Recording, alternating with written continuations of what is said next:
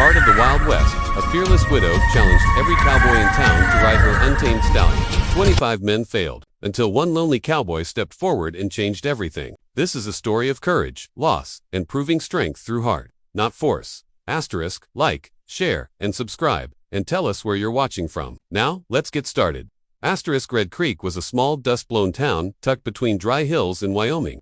The kind of place where news traveled faster than the wind and every stranger was noticed. At the center of town lived Clara Whitmore, the widow everyone talked about. Since her husband's death 2 years ago, Clara had become known for one thing above all else: her powerful black stallion named Thunder. The horse was wild, proud, and dangerous, just like the grief Clara carried inside her. One by one, cowboys passing through Red Creek claimed they could ride any horse alive. Clara answered them all the same way, her voice calm but sharp. "If you're a real cowboy, prove it on my stallion."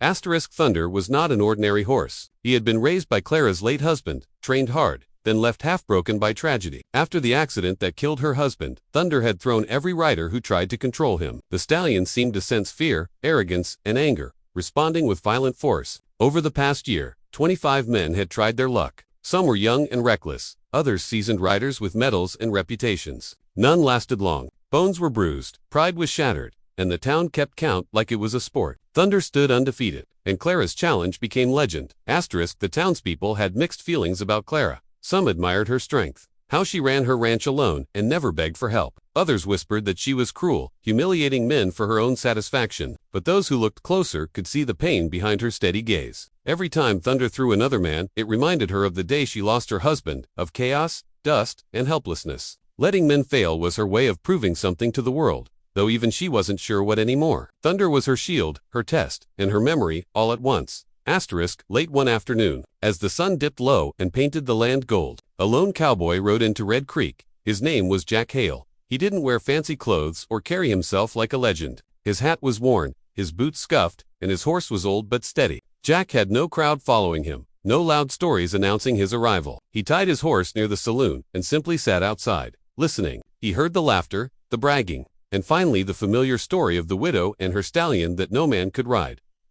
Jack listened more than he spoke. He heard how men failed because they tried to dominate Thunder instead of understanding him. He heard how Clara never smiled anymore. Something about the story settled heavy in his chest. Jack knew loneliness well. He had lost his family years ago, drifted from job to job, never staying long enough to call a place home. Horses had been his only constant companions, teaching him patience the hard way. When someone asked if he planned to try his luck on Thunder, Jack didn't answer right away. He finished his drink, stood up, and quietly said he'd like to see the horse first. The next morning, Jack walked toward Clara's ranch just outside town. There was no crowd this time, only open land and the sound of hooves hitting dry earth. Thunder stood in the corral, tall and restless, his black coat shining under the sun. Jack didn't rush forward. He leaned against the fence, watching the stallion's movements, the way his ears flicked, how his muscles tightened when Jack shifted his weight. Clara noticed this from the porch. Most men charged and full of confidence. This one waited. It made her curious, though she refused to hope. Clara stepped down and approached Jack, her expression guarded. She told him the rules, the same ones she told every man before him. No tricks, no ropes, no second chances. Either he rode Thunder or he didn't. Jack met her eyes and nodded. He said he wasn't there to win a bet or impress a crowd. He just wanted to try. Something in his calm tone unsettled Clara more than loud bravado ever had. She warned him that 25 men had already failed. Jack replied softly that numbers didn't scare him. Fear, he said, was louder than failure. Before mounting, Jack entered the corral slowly, keeping his hands visible. Thunder snorted and pawed the ground, testing him. Jack stopped when the horse tensed, giving him space. He spoke quietly, not commanding, not pleading. He talked like someone who understood broken things. Clara watched closely, her heart tightening. This wasn't how her husband used to train horses, yet it felt strangely familiar. Thunder didn't calm completely, but he didn't attack either. For the first time in months, the stallion stood still long enough for a man to stand beside him. Jack placed the saddle carefully, adjusting it with patience. Every movement was deliberate, respectful. Thunder shifted, muscles coiled like a storm ready to break. Clara almost told Jack to stop. She had seen enough men hurt, but Jack was already there, one hand on the reins, the other resting lightly on Thunder's neck. He paused, breathed in, and then swung himself onto the stallion's back. The moment his weight settled, Thunder screamed and reared high, launching into violent motion across the corral. Dust exploded into the air as the true test began. Thunder exploded forward the moment Jack settled into the saddle, his hooves pounding the earth like thunder itself. He He bucked hard, twisting his body with brutal force, trying to throw the rider the way he had thrown every man before. Dust rose in thick clouds, and the sharp sound of hooves echoed across the open land. Jack's body snapped with the movement, but he didn't panic. He didn't fight the stallion with rage or force. Instead, he moved with him, adjusting his balance, letting the horse feel his weight without pain or threat. Every second felt stretched, dangerous, and uncertain. Clara stood frozen near the corral fence, her breath caught in her chest. She had watched this scene many times, before, men shouting, reins yanked too hard, fear turning into anger. It always ended the same way. But this was different. Jack wasn't shouting. His hands were firm but gentle, guiding instead of punishing. Thunder ran in wild circles, then bolted toward the open field beyond the corral. Jack let him go. He leaned forward slightly, giving the stallion room to breathe, as if saying without words that escape was allowed. But control was earned.